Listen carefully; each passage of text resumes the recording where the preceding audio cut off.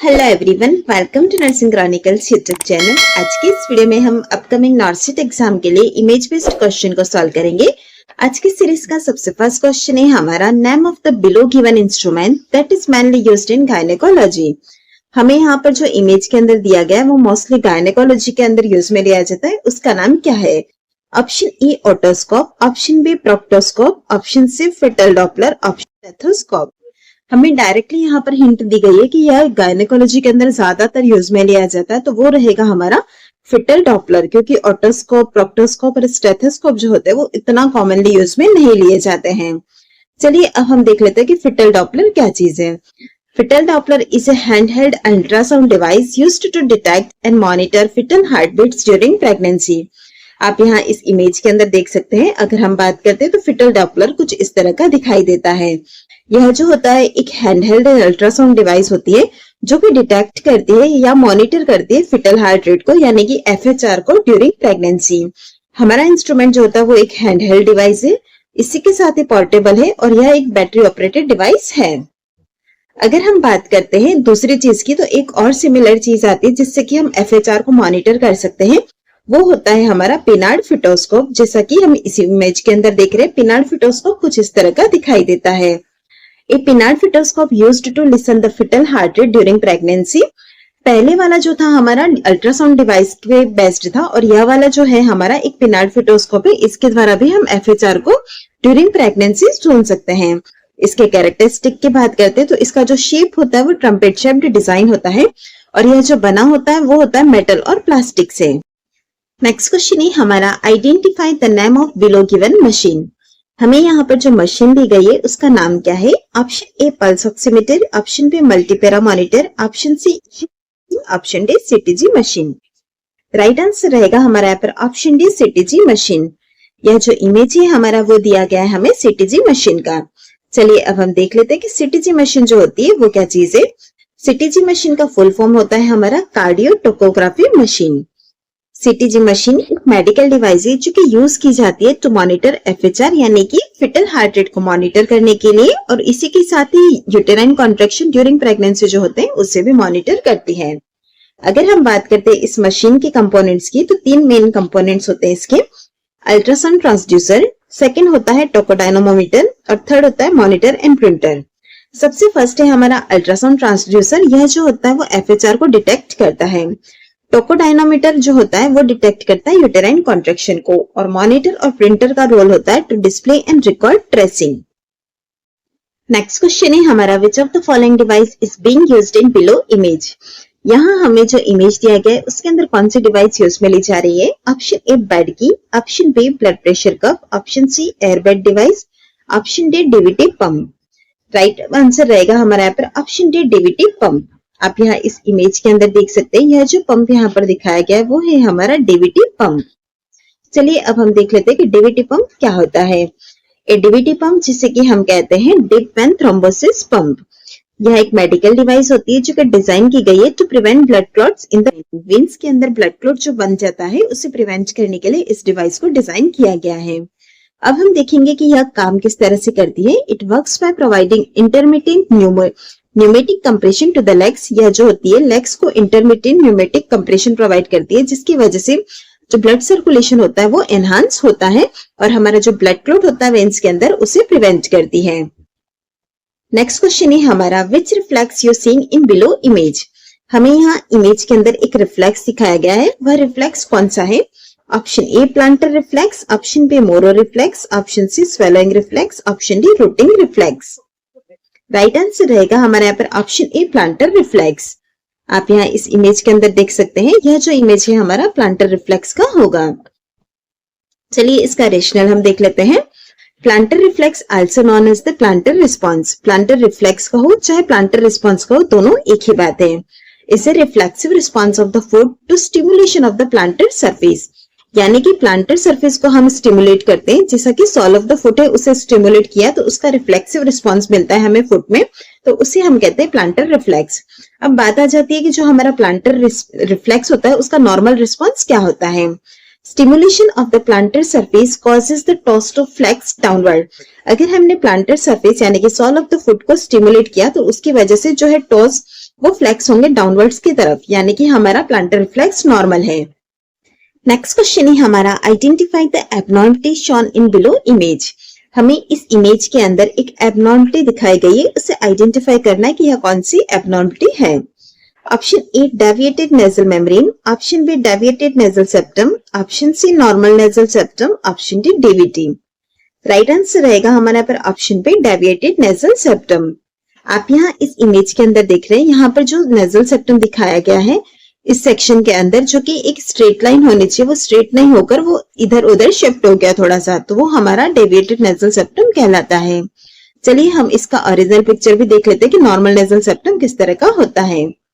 यहाँ पर हम बात करने वाले हैं डेविएटेड नेजल सेप्टम के बारे में। आप यहाँ इस वाले इमेज के अंदर देखेंगे, यह है हमारा नॉर्मल नेजल सेप्टम जो कि एक स्ट्रेट लाइन है। उसी तरह से आप देखेंगे दूसरा वाला इमेज जो कि एक डेविएटेड नेजल सेप्टम है, जिसके अंदर जो नेजल सेप्टम की वॉल है वो शिफ्ट हो गई है मिड लाइन से थोड़ी सी, तो उसे हम डेविएटेड नेजल सेप्टम कहते हैं। एक्जैक्टली डेफिनेशन क्या है उसकी वो देख लेते हैं। A deviated septum is when this wall is shifted away from the midline, जो कि हमने इमेज के अंदर भी देखा है। इसकी वजह से क्या होगा, कंजेशन हो सकता है, प्रॉब्लम्स हो सकती है ब्रीदिंग के अंदर, और नेजल डिस्चार्ज भी होगा। नेक्स्ट क्वेश्चन है हमारा, the condition in below given image is known as. इस इमेज के अंदर हमें जो कंडीशन दी गई है उसका क्या नाम है। Option A haemoptysis, option B epistaxis, option C haematuria, option D haematemesis. Right answer रहेगा हमारे यहाँ पर ऑप्शन बी एपिस्टेक्सिस। आप यहाँ देख सकते हैं यह जो इमेज दिया गया कंडीशन है हमारी ऑप्शन बी एपिस्टेक्सिस की। चलिए अब हम देखते हैं कि एपिस्टेक्सिस क्या होता है। एपिस्टेक्सिस मतलब नोज ब्लीड कहते हैं सिंपली। ब्लीडिंग जो होती है वन और बोथ नोस्ट्रिल दोनों में से किसी में भी हो सकती है। अगर हम बात करते हैं इसके कॉजेस की, तो डिफरेंट डिफरेंट कॉजेस इस चीज के लिए रिस्पॉन्सिबल रहते हैं। सबसे फर्स्ट है हमारा ट्रोमा, उसके बाद आता है ड्राई एयर की वजह से भी हो सकता है, नेजल इरिटेशन की वजह से हो सकता है, अगर कोई ब्लड क्लॉटिंग डिसऑर्डर है तो उसकी वजह से भी नोज ब्लीड या एपिस्टेक्सिस कंडीशन हो सकती है, हाई ब्लड प्रेशर की वजह से होती है, और इसके बाद आता है हमारा ड्रग एडिक्शन की वजह से भी हो सकती है। यह सारे कॉजेस जो रहते हैं वो रिस्पॉन्सिबल है एपिस्टेक्सिस की कंडीशन के लिए। नहीं, हमारा name of the position in below image, हमें इमेज के अंदर एक पोजीशन दिखाई गई है, उसका नाम क्या है। Option A supine position, option B lithotomy position, option C sideline position, option D prone position. Right answer रहेगा हमारे यहाँ पर ऑप्शन बी लिथोटोमी पोजीशन। आप यहाँ इस इमेज को देख सकते हैं, यह जो इमेज है हमारा वो है लिथोटोमी पोजीशन का। चलिए अब हम इस लिथोटोमी पोजीशन के बारे में कुछ इंपॉर्टेंट पॉइंट्स भी देख लेते हैं। सबसे फर्स्ट आता है हमारा लिथोटोमी पोजीशन, जो कि आप यहाँ इस इमेज के अंदर भी देख सकते हैं। इसका जो यूज होता है वो होता है हमारा गायनेकोलॉजिकल एग्जामिनेशंस के अंदर, जैसे कि vaginal pap test, urine catheterisation, cystoscopy exam और surgery of the pelvic area जो होती है उसके अंदर यूज में ली जाती है लिथोटोमी पोजीशन को। इस पोजीशन के अंदर ऑन द बैक होता है, नीज सेपरेट किए जाते हैं और फ्लेक्स्ड होते हैं, feet are placed in stirrups, जैसा कि आप यहाँ देख सकते हैं फीट्स को ऐसे स्टीरअप्स के ऊपर रखा हुआ है। आर्म्स जो होती है रेस्ट करती है at the side, buttocks at the lower end of the table, a drape is always used. Next question है हमारा, identify the condition shown in below image. नीचे इमेज के अंदर हमें जो कंडीशन दी गई है उसे आइडेंटिफाई करना है। Option A oedema, option B cellulitis, option C cyanosis, option D gangrene. Right answer रहेगा हमारे यहाँ पर ऑप्शन सी साइनोसिस। यह जो इमेज दिया गया है आप इसे गौर से देखेंगे तो यह कंडीशन हमारी साइनोसिस की है। चलिए अब हम बात करते हैं कि क्या चीज है। आप यहाँ फिर से इस इमेज को देखना, यहाँ पर आप गौर से देखेंगे तो दिखेगा ब्लू फिंगरनेल्स हैं। यह क्यों है? Due to lack of oxygen in the blood. तो यह कंडीशन हमारी साइनोसिस कहलाती है। टाइप्स ऑफ साइनोसिस की बात करते हैं तो दो तरह का साइनोसिस होता है, एक होता है पेरिफेरल साइनोसिस और दूसरा है हमारा सेंट्रल साइनोसिस। चलिए अब हम इन दोनों के अंदर डिफरेंस जो होता है मेनली उसे देख लेते हैं। अगर सेंट्रल साइनोसिस होगा तो जो स्किन का टेम्परेचर होगा वो वार्म होगा, पेरिफेरल साइनोसिस होगा तो वहां पर स्किन का टेम्परेचर कूल होगा। अगर हम मसाज या वार्म प्रोवाइड करते तो उसकी वजह से सेंट्रल साइनोसिस के अंदर कोई भी चेंजेस नहीं होंगे और पेरिफेरल साइनोसिस के अंदर साइनोसिस जो होगा वो धीरे धीरे कम हो जाएगा। नेक्स्ट क्वेश्चन है हमारा, in below image the scale is used to assess. हमें एक इमेज के अंदर स्केल दी गई है, इस स्केल का यूज हम क्या असेस करने के लिए करते हैं। Option A pain, option B consciousness, option C hearing, option D knowledge. Right answer रहेगा हमारा यहाँ पर ऑप्शन ए। क्योंकि हमें यहाँ पर जो स्केल दी गई है वो है हमारी pain measurement scale. Pain measurement scale का यूज हम पेन को मेजर करने के लिए करते हैं। चलिए अब हम स्केल को डिटेल से देख लेते हैं। अगर हम बात करते हैं इस स्केल के, तो यहाँ पर हमारी जो रेंजेस होती है वो 0 to 10 के बीच अलग होती है। हर एक रेंज पे अलग अलग नाम दिया गया है जो कि हम देखेंगे। अगर हमारा 0 पे है तो यहाँ पर नो पेन की कैटेगरी आती है। 1 to 3 के बीच में आ रहा है तो यहाँ पर माइल्ड कैटेगरी होती है। 3 to 5 के बीच में मॉडरेट पेन काउंट करते हैं। 5 to 7 के बीच में हमारा सीवियर पेन आता है। 7 to 9 के बीच में हम वेरी सीवियर कंडीशन को असेस करते हैं। और लास्ट अगर 10 है तो वहां पर वर्स्ट पेन की कैटेगरी आती है। नेक्स्ट हमारा identify the tube shown in the image. हमें इमेज के अंदर एक ट्यूब दी गई है, इसे आइडेंटिफाई करना है कि यह ट्यूब कौन सी है। Option A nasogastric tube, option B Sengstaken Blakemore tube, option C Foley's catheter, option D chest drain tube. Right answer रहेगा हमारे यहाँ पर option B Sengstaken Blakemore tube. आप यहाँ इस इमेज के अंदर देखेंगे तो यह हमारी जो है वो सेंस-टेकन ब्लैकमोर ट्यूब है। चलिए देखते हैं कि आप इस ट्यूब को आइडेंटिफाई किस तरह से करेंगे। सबसे फर्स्ट हम देखेंगे कि इसका यूज किसमें किया जाता है। सेंस-टेकन ब्लैकमोर ट्यूब जो होती है हमारी used to control severe bleeding from the oesophagus और स्टमक। सोफेगस या फिर स्टमक से सीवियर ब्लीडिंग हो रही है तो उसे कंट्रोल करने के लिए हम सेंस-टेकन ब्लैकमोर ट्यूब को यूज में लेते हैं। आपने जो ट्यूब देखी थी उसके अंदर 3 पोर्ट थे हमारे अलग अलग। सबसे फर्स्ट हम यहाँ पर देखेंगे, एक होता है हमारा गैस्ट्रिक बलून पोर्ट, उसके बाद आता है गैस्ट्रिक एस्पिरेशन पोर्ट और फिर आता है हमारा इसोफेजियल पोर्ट। यह जो पोर्ट है हमारा, यह जो गैस्ट्रिक बलून है और पिंक वाला जो आपको दिखाई दे रहा है वो है हमारा इसोफेजियल बलून। क्वेश्चन ही हमारा look at the following picture and identify the abnormality. आपको यहाँ पर जो इमेज दिया गया है उसे देखना है और बताना है कि यहाँ पर कौन सी ऐसी एबनॉर्मलिटी है जो कि इस पिक्चर के अंदर हमें दिखाई गई है। Option A kyphosis, option B lordosis, option C scoliosis, option D hip dislocation. Right answer रहेगा हमारे यहाँ पर ऑप्शन सी स्कोलियोसिस। चलिए अब हम देखते हैं कि आप इस कंडीशन को पहचानेंगे कैसे।